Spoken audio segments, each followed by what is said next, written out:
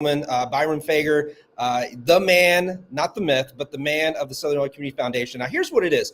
We had, Michelle, I think a record number of interviews this year, right? So we're not going to have all 100 of them, but we are going to have probably at least 60 to 70 over the. And so this is what I love about these two. There are some nonprofits that are not going to be able to make it. We're going to try to at least share and let you guys know a little bit about. And Byram stepped up, and I'm not quite sure how he picked these two. One deals with diapers, the other one I'm not quite sure of, but either way, he's going to let us know a little bit about these two nonprofits. What do you got for us today, Byram? Well, certainly I'm not an expert on these two. They're two new nonprofits that we have not had on here on GiveSI before. One of them is called the Diaper Bank of Southern Illinois, and the other is the Carbondale Laundry Project.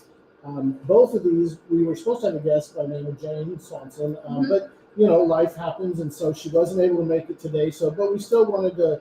We had some time allotted to her, so we wanted to tell just a little bit about. So Jane gave a little info. So the Diaper Bank of Southern Illinois provides diapers to agencies that serve low-income families, who then distribute them to their clients. Since they were founded in 2009, they've distributed over 430,000 diapers to a variety of local agencies throughout Southern Illinois, such as Clarity Women's Care, the Survivor Empowerment Center, Lutheran Social Services, Salvation Army, homeless shelters, and early childhood education programs. So a number of those nonprofits will also are on our list here at GiveSI this year. So 430,000 diapers, that's just a few. So it's a lot of changing diapers. I mean, you had two girls. I had one girl. I know Byram's changed some diapers too in his day, but can you imagine changing that, or even being able to afford to have, to be able to get that out there? So what a great service. No, and with my grandson, I know diapers we go through them every day. So it is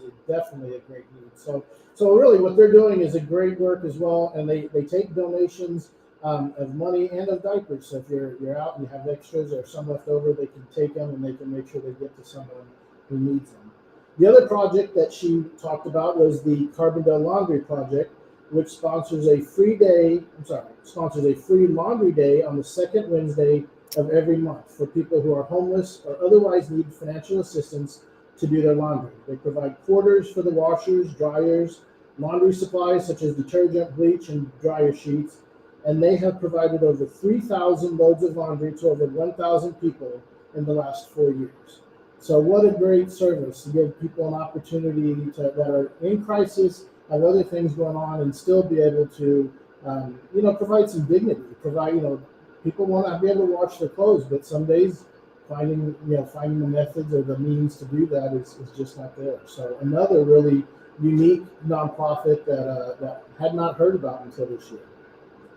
So I know Jane personally. She's she's just a wonderful human. And both of these projects I'm familiar with. I know specifically, obviously, the laundry project being in Carbondale. But one thing to mention is that these two projects each have their own donation page. Okay. So when you're going to donate, you can choose to donate to one or both of those. But if your heart is really leaning toward the laundry project, then you're able to donate specifically for that project. So we did set them up separately so that you would have that option as well.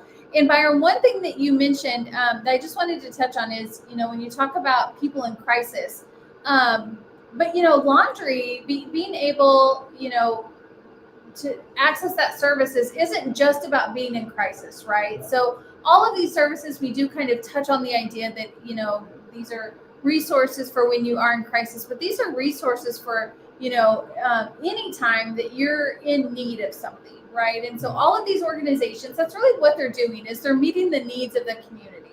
And whether that is in specifically like a crisis situation, or there's a need that you have for that specific moment in time, then they're able to provide that. So, we talk a lot about crisis, but I think it's important just to note that these organizations are there when you have that need. And so specifically for these two, it's unfortunate that Jane wasn't able to join us. I know she could definitely elaborate. She's got a heart for both of those programs, but we wanted to be able to just mention those, let you know that the donation pages are set up on those and you can donate to one or both of them.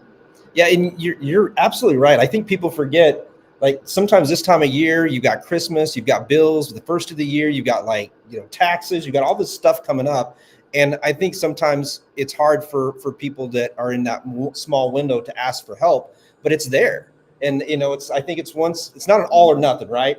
Like they want you to come. I think they would probably appreciate it if you only needed to come one time, that you use that service. But I think it's hard for people to know that. But if you're out there and you need help this time of year, one, you've got this great opportunity. If you know people, send them their way.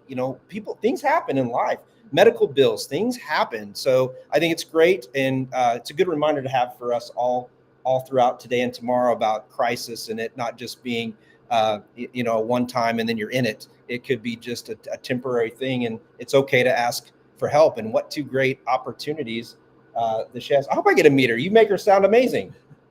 So Jane and I worked together previously, and when I say she just has a heart for Southern Illinois, but specifically for Carbondale, and she does. These aren't the only two things that Jane does. She's involved in a lot of other organizations, and kind of helps out whenever and wherever she can. So it's just tremendous that she was able to provide some information so we could at least still highlight those organizations. But again, just an all around amazing person. She's one of many who work on those projects. And so although we get to talk about one person and they become the face of it as we sit here, there's so many people involved in both of those projects, and the impact that they're having in the community is tremendous. So we're just thankful that they were able to join us. And just a reminder that, you absolutely can donate now, but wait until 5:00 so you can get part of that matching bonus pool for that donation. Thank you so much, Byram, for being able to just give us a brief description of the services that they offer. Absolutely. And as we find other gaps today, we can fill in a few others as well. Sounds great. Thank you. All right. Thanks, Byram.